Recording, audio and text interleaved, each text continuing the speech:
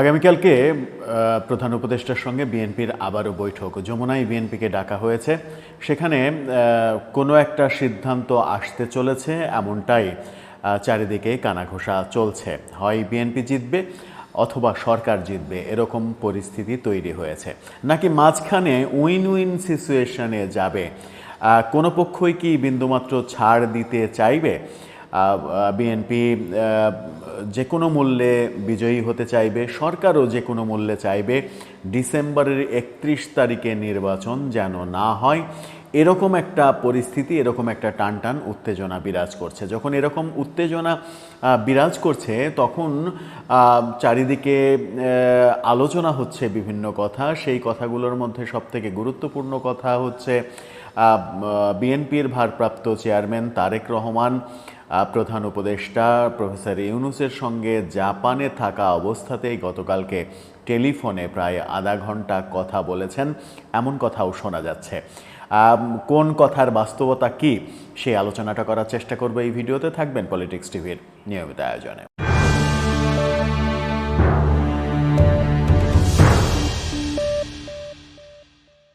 দর্শক, পলিটিক্স টিভির নিয়মিত ভিডিওগুলো স্পন্সর করছে প্রজাপতি.টিভি, নতুন ওটিটি প্ল্যাটফর্ম। আপনারা চাইলে ইউটিউবে, ফেসবুকে, ইনস্টাগ্রামে, টিকটকে দেখে নিতে পারেন। ডেসক্রিপশন বক্সে লিঙ্ক দেওয়া থাকবে, সেখান থেকেও আপনারা দেখে নিতে পারেন প্রজাপতির কার্যক্রম।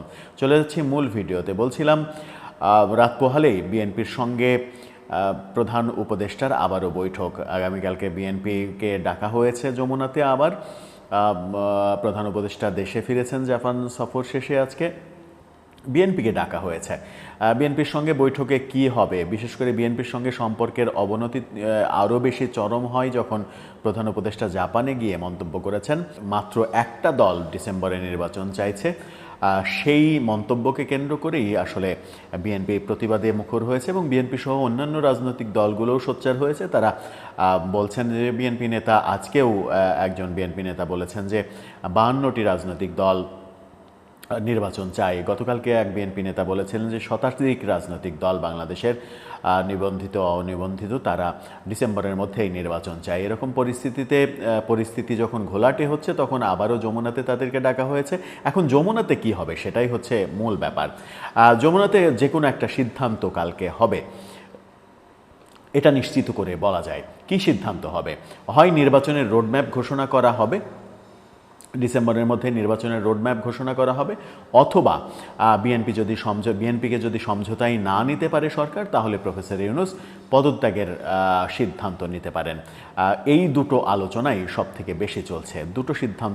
দুটোর যে কোনো একটা সিদ্ধান্ত হবে, আইদার নির্বাচনের রোডম্যাপ অথবা প্রফেসর ইউনূসের পদত্যাগ। প্রফেসর ইউনূস বিএনপিকে রাজি করাতে না পারলে শেষ পর্যন্ত কি সত্যি পদত্যাগ করে চলে যাবেন? পরিস্থিতি তার যে খুব একটা কন্ট্রোলে রয়েছে তা নেই। বিএনপিকে যখন আস্থায় আনা যাচ্ছে না, তখন অন্যান্য রাজনৈতিক দল থেকেও একেবারে স্পষ্ট করে জানান দেওয়া হচ্ছে যে বাংলাদেশের বেশিরভাগ রাজনৈতিক দলই ডিসেম্বরের মধ্যে নির্বাচন চাই। এরকম একটা অবস্থায় বেকায়দায় পড়ে গেছে সরকার। সুতরাং সরকারের পক্ষে ডিসেম্বরের পরে নির্বাচন নিয়ে যাওয়াটা খুব কঠিন হবে। তারপরেও তারা চেষ্টা করবে।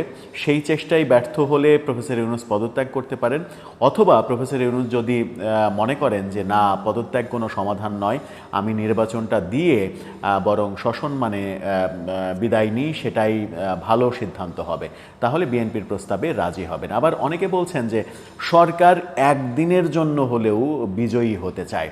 সরকারের ভেতরে যে কলকবজাগুলো আদতে কাজ করে, তাদের কৌশলটা হচ্ছে যে 31শে ডিসেম্বর না, সরকার যদি একদিনের জন্যও বিজয়ী হতে চাই, যেমন প্রেস সেক্রেটারি সংবাদ সম্মেলনে বলতে পারেন, আমরা তো ডিসেম্বরের মধ্যে নির্বাচন দিই না, আমরা বলেছি ডিসেম্বর থেকে জুনের মধ্যে নির্বাচন দিব, সেই কথা আমরা রেখেছি, আমরা 1 জানুয়ারি নির্বাচন দিয়েছি। এই ব্যাপারটা হলেও, ব্যাপারটা হাস্যকর হবে, কিন্তু এই ব্যাপারটা হলেও হতে পারে, কারণ জিদ প্রতিষ্ঠিত করার একটা ব্যাপার থাকতে পারে। সেই ব্যাপারটা খুবই লক্ষণীয়। সেক্ষেত্রে বিএনপি হয়তো দেখবে যে একটা মাত্র দিন, আচ্ছা মেনে নিই, কিন্তু সরকার পরবর্তীতে, সরকারের অতি উৎসাহী প্রেস সেক্রেটারি তিনি বলবেন আমরা তো বলেছিলাম ডিসেম্বর থেকে জুনের মধ্যে নির্বাচন দেব, সুতরাং তো আমরা ডিসেম্বর থেকে জুনের মধ্যেই নির্বাচনের ঘোষণা দিয়েছি, 1 জানুয়ারি নির্বাচনের ঘোষণা দিয়েছি, বিএনপির কথা মতো 31শে ডিসেম্বরের মধ্যে তো নির্বাচনের ঘোষণা দিইনি। সুতরাং সরকারের অবস্থানে অটুট আছে। এই ঘোষণাটা আসলেও, এই ধরনের একটা আজগবি কথা বলা হলেও কিন্তু অবাক হওয়ার কিছু থাকবে না। মোদ্দা কথা আলোচনা যেটা সেটা হচ্ছে যে আইদার বিএনপি জিতবে অথবা সরকার জিতবে, এরকম সিচুয়েশন তৈরি হয়েছে। আইদার নির্বাচনের রোডম্যাপ ঘোষণা করতে হবে অথবা সরকারকে পদত্যাগ করতে হবে। পরবর্তীতে 90 দিনের জন্য নির্বাচনকালীন একটা সরকার আসবে, সেরকম পরিস্থিতি তৈরি হচ্ছে বলে নানাভাবে নানা দিকে বিশ্লেষকরা বিশ্লেষণ করছেন। আদতে কি সেই ব্যাপারটাই হতে চলেছে? কালকেই কি একটা সমাধান জাতি দেখতে পাবে? সেনাবাহিনীকেও আস্থায় নিতে যখন পারেনি সরকার, তখন বিএনপিকে আস্থায় নিতে না পারলে তাদের এই দায়িত্ব কন্টিনিউ করাটা কঠিন হবে। এটা বাস্তবতা, এই বাস্তবতা অস্বীকার করার কিছু নেই। অন্যদিকে আরেকটা আলোচনা শোনা যাচ্ছে, গতকালকে নাকি তারেক রহমান, বিএনপির ভারপ্রাপ্ত চেয়ারম্যান, তিনি প্রধান উপদেষ্টার সঙ্গে টেলিফোনে কথা বলেছেন। বিভিন্ন দিকে এই আলোচনাটা হচ্ছে। এই আলোচনার সত্যতা কতটুকু সেটা আমরা নিশ্চিত করতে পারছি না, তবে শোনা যাচ্ছে যে তাদের মধ্যে টেলিফোনে আলাপ হয়েছে এবং তারেক রহমান বেশ উত্তেজিত হয়েই কথা বলেছেন। বিএনপিকে নিয়ে কেন এই ধরনের ষড়যন্ত্র হচ্ছে, এরকম কথাবার্তা হয়েছে, এরকম শোনা যাচ্ছে। প্রধান উপদেষ্টাও নানা কথা বলার চেষ্টা করেছেন, বলেছেন 5 আগস্টের পরে আপনার দল সারা দেশে যা যা করেছে সেটা আপনি চোখে দেখেন না, সেগুলোর কারণে দেশের আইনশৃঙ্খলার পরিস্থিতির অবনতি হয়েছে, এরকম নাকি কথাবার্তা হয়েছে। যদিও এই কথার সত্যতা প্রমাণের কোনো সোর্স নেই, কিন্তু কানাঘুষা হচ্ছে প্রধান উপদেষ্টার সঙ্গে অবশেষে তারেক রহমান ফোনে কথা বলেছেন এবং সেই কথাটা অনেকটা কনফারেন্সের মতো কথা হয়েছে। সেখানে নাকি জামাতের একাধিক নেতাও উপস্থিত ছিলেন সেই ফোন কনফারেন্সে। এমন আলোচনা চতুর্দিকে দেশে বিদেশে এরকম আলোচনা হচ্ছে। সেই আলোচনা সত্য হোক কিংবা মিথ্যা হোক, বাস্তবতা হচ্ছে আগামীকালকে বিএনপির সঙ্গে যমুনার মিটিংয়ে একটা সিদ্ধান্ত হতে চলেছে।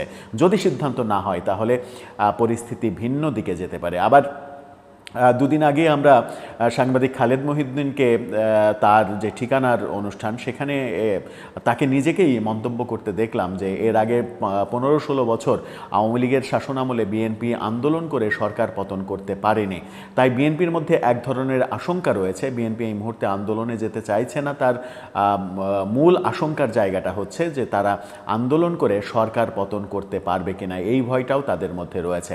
খালেদ মহিউদ্দিনের মন্তব্যও যদি আমলে নেওয়া যায় তাহলে সেটাও কিন্তু একটা ইম্পর্টেন্ট বিষয় হয়। তবে আশা করা যাচ্ছে যে আগামীকালকের মিটিংয়ে একটা এসপার ওসপার সিদ্ধান্ত হতে চলেছে।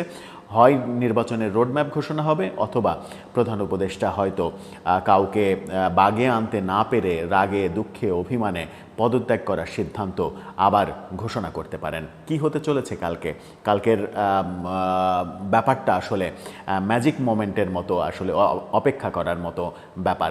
দর্শক, আপনার কি মনে হয় কি হতে চলেছে কালকে যমুনায়? আপনার মতামত জানিয়ে লিখতে পারেন আমাদের কমেন্ট বক্সে।